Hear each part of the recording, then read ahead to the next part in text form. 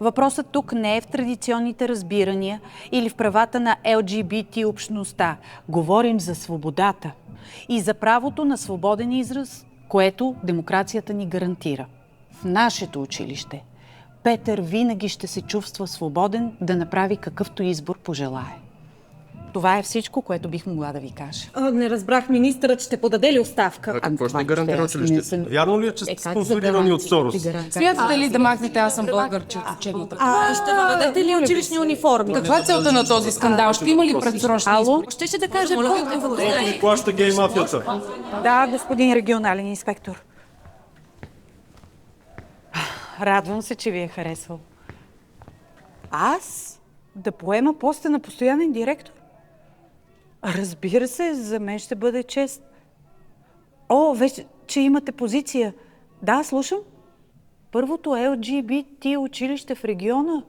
Мисля, че мога да се справя. Да. Благодаря ви за повишението, господин Госпожо Маджарова, трябва да поговорим. Слушам. Не съм сигурна, че трябва да говорим тук.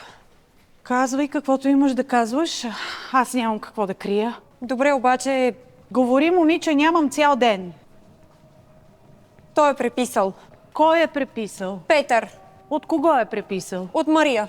Ей, Преписал е домашното дума по дума. Мария харесва Гошко и иска да го целуне, а не Петър. Петър е само един малък мързеливец. т.е. Петър не харесва момчета?